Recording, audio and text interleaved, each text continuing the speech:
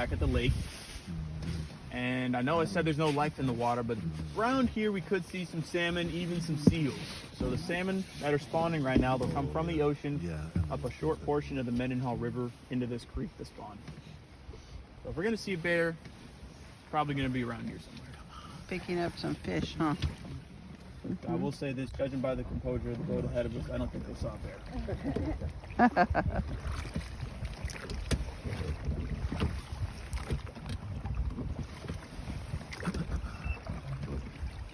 We just need to see one more bald eagle. I'm going to be right on target, man.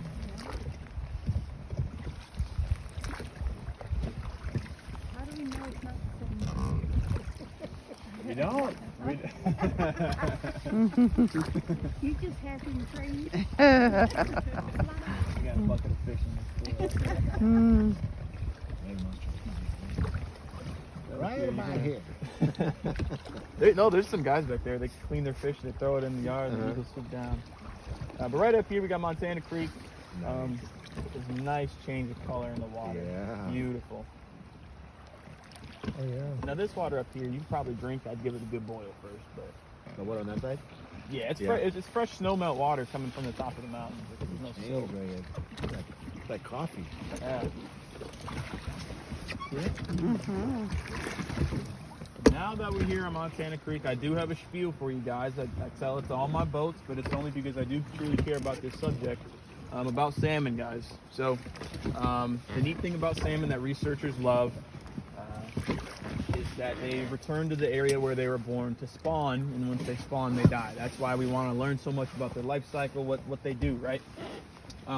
In recent years, talking like the past decade here, salmon population has dropped drastically.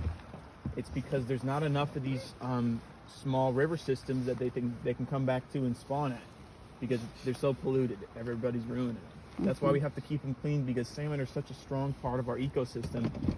When you kill off a river like this, you have no idea how many thousands upon thousands of salmon that you just killed off.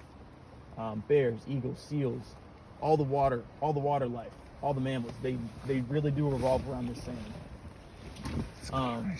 The Native Americans have fought very, very hard for this. Fish farming in Alaska is illegal. Nobody can farm for salmon. But what is not illegal is hatcheries.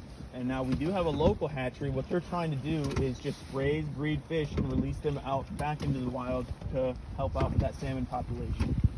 Dipac Salmon Hatchery, it's a little bit ways away from downtown area. It's completely free to go to the hatchery. You can see the salmon running up and down the ladder. Most you've seen probably in your entire life. And it's only $5 to go in and see all the information that they put up, guys. So if you're looking to support a local organization that really does help out, definitely go to the Dipac Salmon Hatchery. It's only $5, you know? It's a good time. Yeah. That's my spiel. I'll stop. Nice. I love Thank you. Good to know. In that little portion we just saw, was there a bridge? Yeah, there was a bridge There back was a there, bridge, yeah. This whole area right here on the right side, ever since we started, after the rapids, it's a large park. If you do look over, we got two more bald eagles there, sitting on that light pole. Oh yeah. See him? Yes. See the light pole? That's Thunder Valley High School over there. They got the Friday night football lights. Yeah. Friday night lights. My goodness.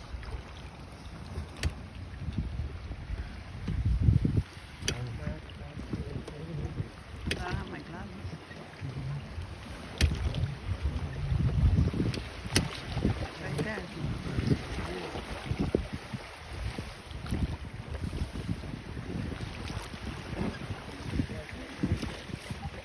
Right in front of you. When you're trying to identify the sex of a bald eagle, there's two things that you can look for. Now, since we have two of them sitting next to each other, this is what I like to look for, is the size. Females are much larger than the males. I want to say the right one is the female, the left one is the male.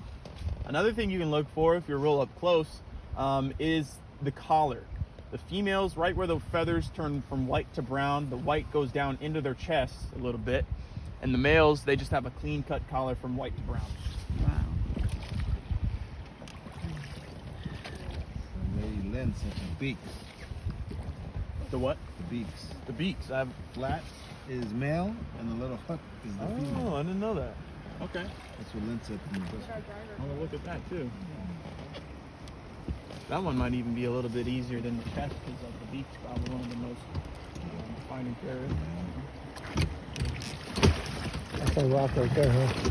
What's up? Is that a rock right there under the water? I don't know. Let me see one.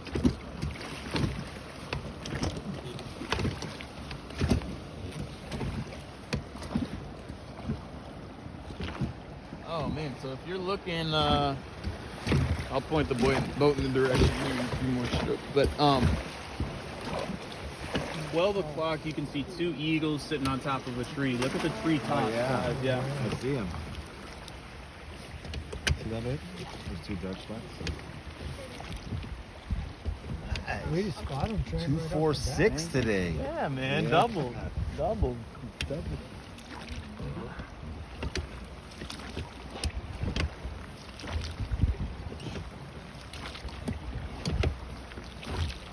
Are they battery operated? They just go there?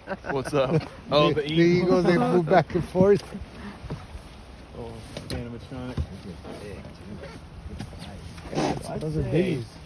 There's always two, I know there's always two eagles in this area specifically because if we're looking at this line of pine trees right here, Yeah. you're looking all the way towards the left. You see a tree leaning even farther left.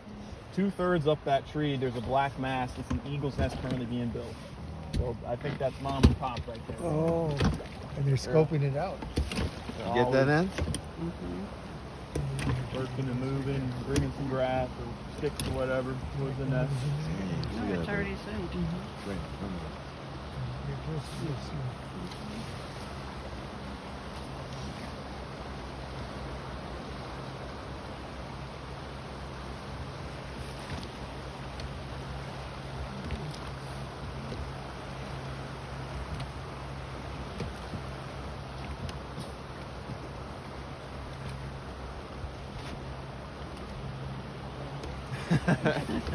Trying to lure them down here. Hey, nobody sit too still, okay? Let's shoot at it.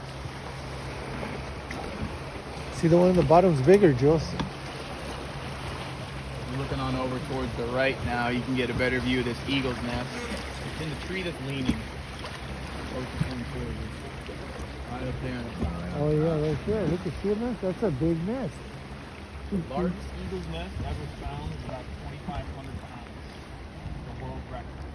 On average, they're just immediately like 1,500. Quite the mansion through the national park. See it, Jules? You can see it better from here. Big nest in Seattle. I bet you that's. Yeah. Yeah, that's. Can I see it? It's okay. It's off one of the bridges. There's a small. Oh, those are ravens. So we're getting so close to the ocean right now that this river is becoming tidal. It is affected by the ocean tides. The water level does go up and down.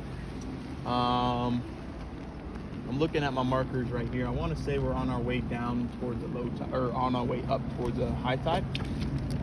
And when it's high tide, we do get a few seals that come up from the ocean, and they're following all these fish as they're spawning up in the Montana Creek. Yesterday I had a boat and I was giving my seal speech about to look for them and whatnot, and we were passing this branch sticking up right here. The guy looked down, he saw the branch, and I had to pull him back in. He got scared so bad he jumped out of his seat. I had to grab him. Thought it was a seal coming at him. Oh my goodness.